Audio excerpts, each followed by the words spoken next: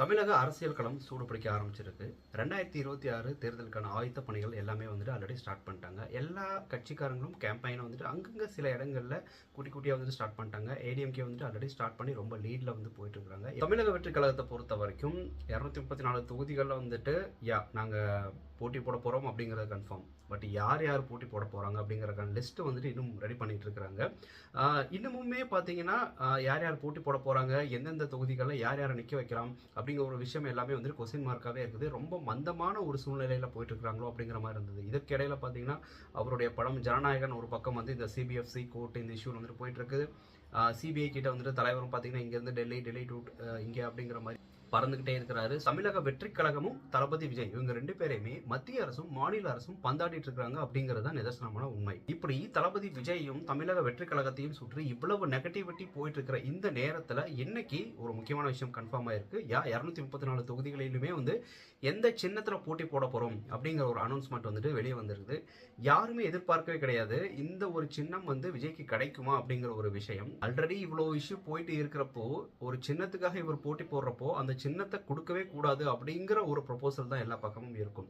9 different types of சின்னத்தை தமிழக வெற்றி கழகம் சார்பில் எலெக்ஷன் கமிஷன் கிட்ட இவங்க ப்ரொபோசலாக கொடுத்துருக்காங்க. அதில் ஃபர்ஸ்ட் பார்த்தீங்கன்னா விசில், ஃபுட்பால், அப்புறம் ஹெல்மெட்டு, சிலிண்டர், இந்த மாதிரி 9 டிஃப்ரெண்ட் டைப்ஸ் ஆஃப் சின்னங்கள் வந்துட்டு இவங்க ப்ரொபோசலாக கொடுத்துருக்குறாங்க. ஸோ அதில் யாருமே எதிர்பார்க்காத வகையில் அவங்க ஃபர்ஸ்ட் ப்ரொபோஸ் பண்ணாங்க இல்லையா விசில் அப்படிங்கிற ஒரு விஷயத்தையே வந்துட்டு இன்னைக்கு எலெக்ஷன் கமிஷன் டிக் அடிச்சிருக்காங்க.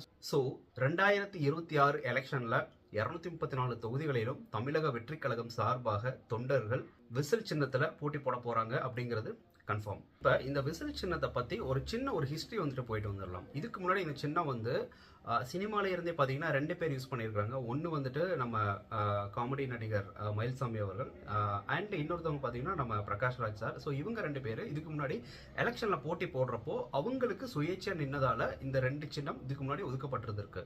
அதே மாதிரி 2009 ரிட்டையர்ட் ஐஏஎஸ் ஆஃபீஸர் ஜெயபிரகாஷ் அந்த பீரியட்ல ஸ்டார்ட் பண்ண ஒரு கட்சியுடைய சின்னம் பாத்தீங்கன்னா விசிலா தான் இருந்திருக்கு. இந்த விசில் சின்னம் எதை மீன் பண்ணுது அப்படின்னா ஊழல் அநீதிக்கு எதிராக குரல் கொடுப்பவர்கள் தங்களுடைய குரலை வந்துட்டு டைரக்டா கொடுக்காம விசில் மூலமா மக்கள் கிட்ட தெரிவிக்க போறோம் அப்படிங்கிற ஒரு விஷயத்தை இன்டைரக்டா ப்ரொபோசல் பண்ற விசில் ப்ளோயர்ஸ் அப்படிங்கிற மாதிரி நம்ம அவங்கள சொல்றோம் அப்படிங்கிற மாதிரி இதுக்கு ஒரு சின்ன வரலாறு இருக்கு.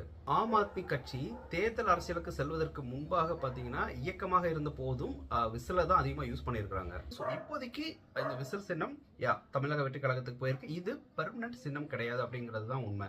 வை? பிகாஸ் வெற்றி கழகத்துக்கு இது ஃபர்ஸ்ட் எலெக்ஷன். ஸோ அங்கீகாரம் பெறாத கட்சி அப்படிங்கிறதால அவங்க கேட்ட ஃபர்ஸ்ட் ப்ரொபோசலுக்கே வந்துட்டு எக்ஸெப்ஷன் சொல்லக்கூடாது அப்படிங்கறதுக்காக இந்த சின்னத்தை எலெக்ஷன் கமிஷன் ஒதுக்கி இருக்கு.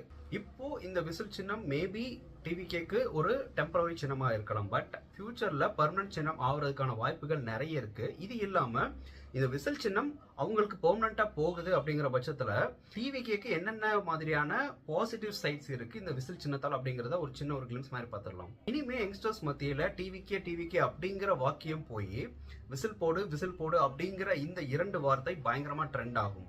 இது சோசியல் மீடியால மட்டும் கிடையாது, பப்ளிக்ல நிறைய பேர் விசில் போடு அப்படிங்கிற இந்த 2 வார்த்தையை வந்துட்டு பயங்கரமா ட்ரெண்ட் ஆக்குவாங்க. அண்ட் இனி வரும் காலங்கள்ல இன்ஸ்டாகிராம்லயும் யூடியூப்லயும் வந்துட்டு குழந்தைங்கள்ல இருந்து எல்லாருமே விசில் போடு அப்படிங்கிற ஒரு விஷயத்தை வந்துட்டு பயங்கரமா ட்ரெண்ட் ஆக்குவாங்க.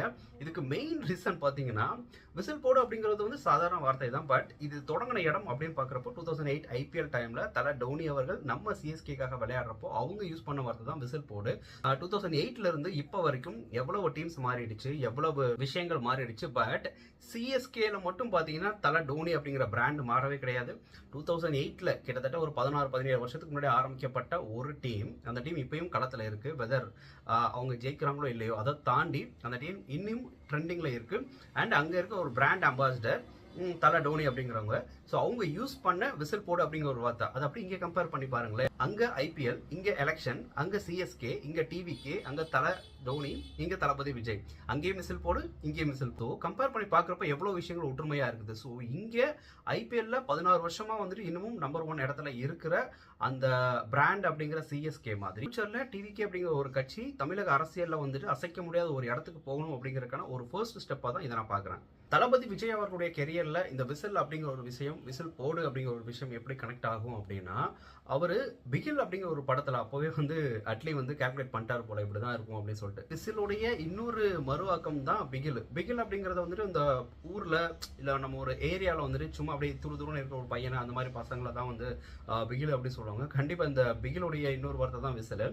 ஸோ இந்த விசில் போடு, இந்த விசில் அப்படிங்கிற ஒரு விஷயம் வந்துட்டு அந்த வட்டார வழக்கில் யூஸ் பண்ணுற மக்கள் மத்தியில் பயங்கரமாக ட்ரெண்ட் ஆகும். ஸோ இந்த விசில் போடு அப்படிங்கிற ஒரு விஷயம் உங்கள்கிட்ட ஈஸியாக கொண்டு போய் சேர்க்க முடியும். அட்லி 2019 பிகில் படத்தில் விசில் அப்படிங்கிற ஒரு விஷயத்தை வந்து யூஸ் பண்ணாங்க. பட் அது அப்படியே கோட் படத்தில் பார்த்தீங்கன்னா நம்ம வெங்கட் பிரபு அவர்கள் விசில் போடு அப்படிங்கிற மாதிரி மாற்றி பயங்கரமாக ட்ரெண்ட் ஆக்கிட்டாங்க. ஸோ விசில் போடு அப்படிங்கிறது ஐபிஎல்ல யூஸ் பண்ணாலும் தளபதி விஜய் அவர்கள் கோட் படத்தில் யூஸ் பண்ணதுக்கப்புறம் அது பயங்கரமாக ட்ரெண்ட் ஆகுது. விசில் அப்படிங்கிற ஒரு பேர்லேயே ஒரு படம் ஒன்று வந்திருக்கு, ஒரு ஆக்ஷன் த்ரில்லர். ஸோ அந்த படம் கண்டிப்பாக இனி வரும் காலங்கள் நீங்கள் நோட் பண்ணி பாருங்க, பயங்கரமாக ட்ரெண்ட் ஆகும், எல்லாருமே ட்ரெண்ட் ஆகுவாங்க அந்த படத்தை. எனக்கு இந்த விஷயம் நடக்கிறதுக்கான வாய்ப்பு நிறைய இருக்கும் அப்படிங்கிற மாதிரி ஒரு நம்பிக்கை இருக்குது. ஏன்னா ஏப்ரல் மே அந்த டைமில் தான் வந்து நம்ம எலெக்ஷன் 2026 வந்து தமிழ்நாட்டில் நடக்க போகுது. கட் பண்ணிங்கன்னா ஐபிஎல் பார்த்தீங்கன்னா அந்த ஏப்ரல் மே அந்த டைமில் தான் வந்து நடக்க போகுது. ஸோ வேண்டாம்னு சொன்னாலுமே இந்த விசில் போடு அப்படிங்கிற ஒரு வார்த்தையை வந்துட்டு சிஎஸ்கே ஃபேன்ஸ் யூஸ் பண்ணுவாங்க, அது இல்லாமல் டோனியுடைய ஃபேன்ஸ் யூஸ் பண்ணுவாங்க. ஸோ விசில் போடுங்கிற வார்த்தை வந்துட்டு பயங்கரமாக ட்ரெண்ட் ஆகும், ஐபிஎல்லும் வந்துட்டு பயங்கரமாக ட்ரெண்ட் ஆகும்.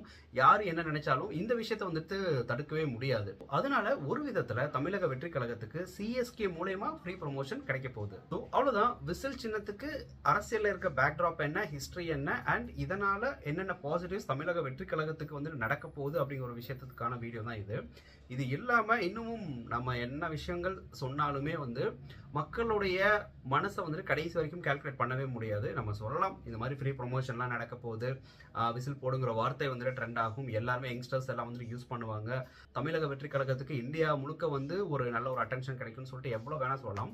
பட் சோசியல் மீடியா அப்படிங்கிற பிளாட்ஃபார்ம் வேறு, அரசியல் களம் வேறு, மக்களுடைய மனசு அப்படிங்கிறது வந்து கடைசி நேரத்தில் எந்த நிமிஷத்தில் எப்படி வேணாலும் மாறலாம். ஸோ அதனால் இப்போதைக்கு இவங்களுக்கு தான் வெற்றி வாய்ப்பு அப்படிங்கிறத யாராலையுமே வந்துட்டு ஊர்ஜிதமாக சொல்லவே முடியாது. இவ்வளவு நெகட்டிவிட்டி தளபதி விஜய் அவர்களை சுற்றி இருக்கிற இந்த நேரத்திலையும் அவர் அடுத்தடுத்த ஸ்டெப்பை நோக்கி போயிட்டே இருக்கிறாரு அப்படிங்கிறது தான் உண்மை. ஸோ அதற்கு அவருக்கு நம்ம சார்பில் வந்துட்டு ஒரு மிகப்பெரிய வாழ்த்துக்கள்.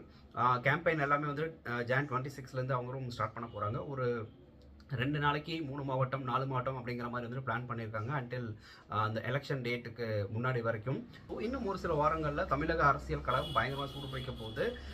நம்ம சார்பில் தளபதி விஜய் அவர்களுக்கும் தமிழக வெற்றி கழகத்துக்கும் ஒரு மிகப்பெரிய விஷஸ். விசில் போடு, விசில் போடு.